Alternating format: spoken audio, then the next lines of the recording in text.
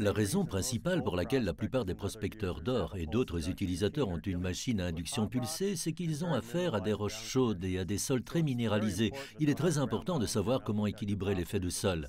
Un disque double D est nettement plus performant pour faire face aux conditions du terrain, mieux qu'un disque simple bobine, donc votre premier choix sera le disque double D.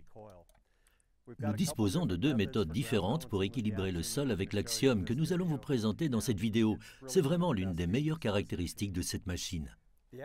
L'Axiom dispose d'un système d'équilibrage du sol double et affiche en permanence les deux valeurs d'équilibre du sol sur l'écran LCD.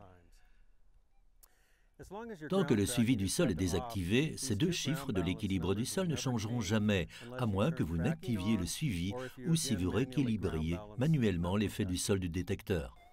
L'équilibrage au sol est indispensable à chaque fois que vous arrivez sur un nouveau terrain de prospection pour réduire le bruit de fond. Trouvez un endroit où il n'y a pas d'objet métallique. L'Axiom étant à induction pulsée, il est capable d'ignorer la plupart des minéralisations souterraines sans difficulté.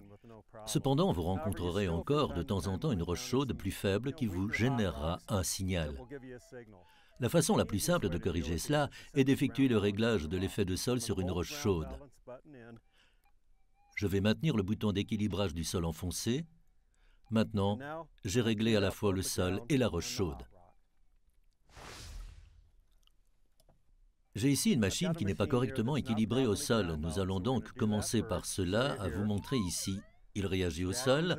Je vais donc maintenir le bouton d'équilibrage du sol enfoncé, de lever et d'abaisser le disque qui est maintenant équilibré au sol. Pas de problème avec le signal de terre, mais j'ai une pierre chaude ici. Il faut donc équilibrer la terre et le sol, tenir la machine au-dessus, en l'air et hors du sol, maintenir le bouton d'équilibrage du sol enfoncé, plus bas vers le sol, et ensuite sur la roche chaude. Reculer, remonter et faire un schéma en forme de L, où l'on est sur le rocher et le sol, d'avant en arrière et de haut en bas.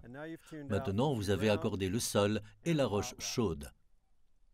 Il se peut que vous soyez confronté à des situations où la minéralisation de la roche ou du sol est si extrême que vous devez adapter cette procédure. Cela peut prendre, disons, 3 pompes sur le sol, puis un passage sur la roche, ou 4 pompes sur le sol et un passage sur le rocher pour le faire fonctionner. Franchement, il faudra peut-être jouer un peu avec, mais l'idée est de faire en sorte que le terrain soit calme et les pierres chaudes silencieuses et vous serez prêt à partir.